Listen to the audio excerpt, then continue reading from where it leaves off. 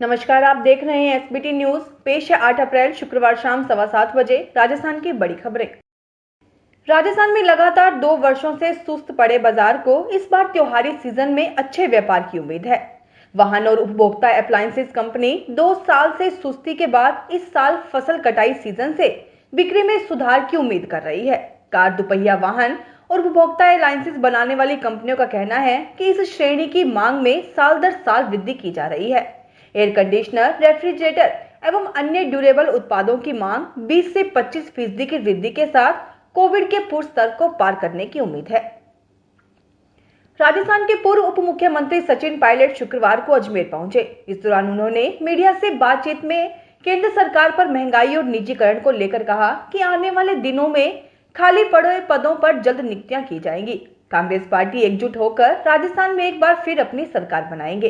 Pilot ने कहा कि जो नियुक्तियां सरकार कर रही है उसमें बेहतर करने का प्रयास किया जा रहा है। अखिल भारतीय कांग्रेस कमेटी यही दिशा में कदम उठा रही है। ऐसे में आने वाले दिनों में 2023 का चुनाव भी जीतेंगे। भारतीय रिजर्व बैंक ने शुक्रवार को कार्ड धोखाधड़ी पर अंकुश के लिए कदम उठाने की घोषणा की।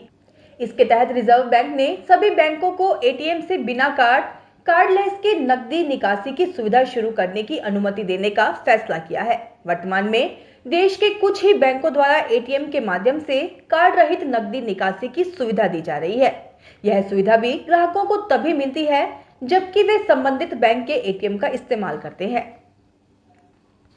कोयला संकट से जूझ रहे राजस्थान के तापीय विद्युत ग्रहों के लिए राहत भरी खबर है।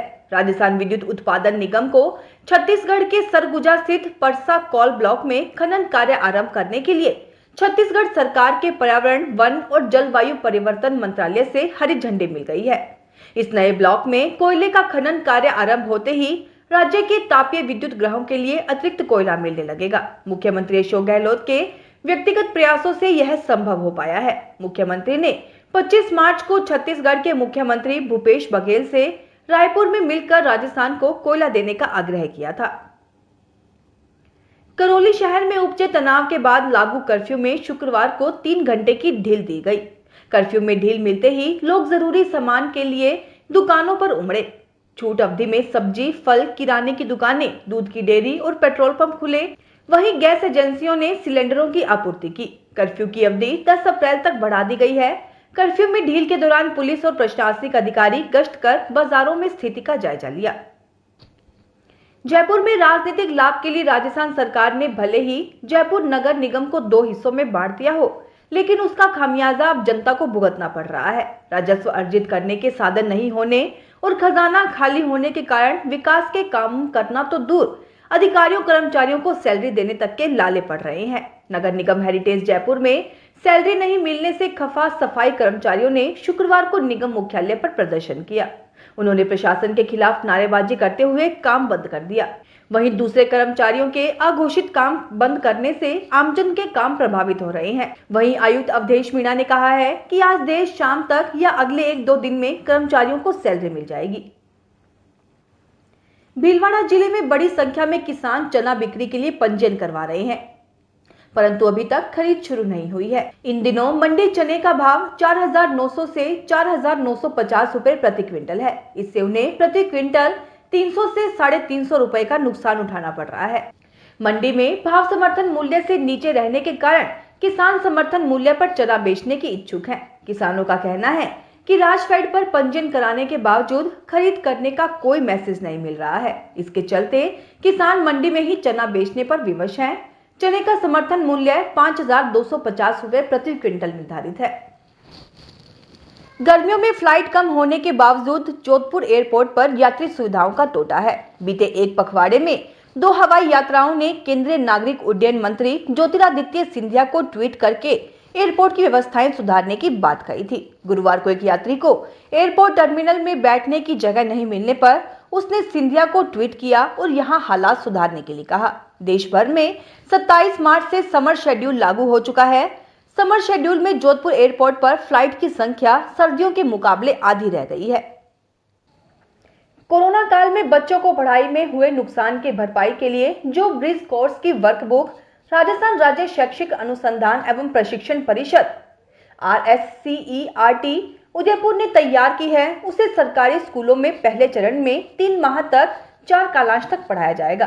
परिषद ने 1ली से 8वीं तक के कक्षा के बच्चों के लिए यह वर्कबुक इसलिए तैयार की है ताकि कोरोना के दौरान जिन बच्चों को आगामी कक्षा में बिना परीक्षा या पढ़ाई के प्रमोट किया गया, उन्हें इस वर्कबुक के माध्यम से पढ़ाकर उनके लर्निंग लॉस को रिकवर किया जाए। सीकर में एक तरफ सरकार की ओर से आंगनबाड़ी केंद्रों को हाईटेक बनाने का सपना दिखा रही है, वहीं दूसरी तरफ अधिकांश केंद्रों पर वजन तुलने की मशीनें खराब पड़ी हैं। कई मशीनें तो 8 से 10 महीने से बंद है। प्रदेश के 62,020 आंगनबाड़ी केंद्रों पर गर्भवती, किशोरी व बच्चों के वजन लेने की 70,000 मशीनें हैं। इनमें से 51,000 मशीनें फिलहाल खराब हालात में हैं।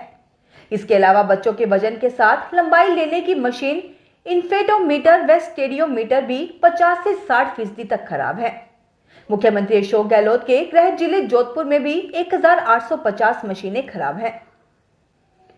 सीकर में घुमंतू जनजाति बावरिया जाति की एक मजदूर की मानसिक विमंदित बेटी रजनी ने पैरा गेम्स में ऐसी सरपट दौड़ लगाई कि कई मेडल अपनी झोली में डाल लिए। सीकर के बावरिया जाति के मजदूर का काम करने वाली टीकू राम की बेटी जन्म के समय सामान्य थी, परंतु जब बड़ी हुई तो उसे सभी एक्टिविटी एक 5 साल के छोटे बच्चे के जैसे ही थी। खराब आर्थिक स्थिति के चलते माँ बाप बेटी का इलाज नहीं करवा पाए। रजनी के सभी बड़े भाई बहन की स्पोर्ट्स में रुचि थी। उन्हें देख रजनी का भी स्पोर्ट्स में लगाव बढ़ गया। उसने भी खेलना शुरू किया। उसी का नतीजा है कि अब उसी रजनी ने Bhubaneswar Orissa national para athletics championship में 1500 मीटर दौड़ लंबी कूद में 2 सिल्वर मेडल और 400 मीटर दौड़ में 1 ब्रॉन्ज मेडल जीता है। गंगापुर सिटी में रामनवमी पर हिंदूवादी संगठन शोभा यात्रा निकालेंगे, लेकिन प्रशासन ने अभी तक शोभा यात्रा के लिए रूट तय नहीं किया है। प्रशासन दोनों पक्षों की बैठक में रूट तय करेगा। गंगापुर सिटी में रामनवमी पर हिंदूवादी संगठनों की ओर से शोभा यात्रा निकाली जाएगी। इसके लिए जोर शोर से तैयारियां चल रही हैं, लेकिन प्रशासन की ओर से अभी तक शोभा यात्रा के लिए रूट तय नहीं किया गया है। एसडीएम अनिल कुमार चौधरी ने बताया कि रामनवमी पर शोभा यात्रा के लिए दोनों पक्षों को साथ बैठाकर बातचीत की जाएगी। फिलहाल इस बुलेटिन में इतना ही, फिर हाजिर होंगे और बड़ी खबरों के साथ। एसबीटी न्यूज के वीडियो देखने के लिए हमारे चैनल को सब्सक्राइब करें और नोटिफिकेशन पाने के लिए बेल आइकन को प्रेस करें।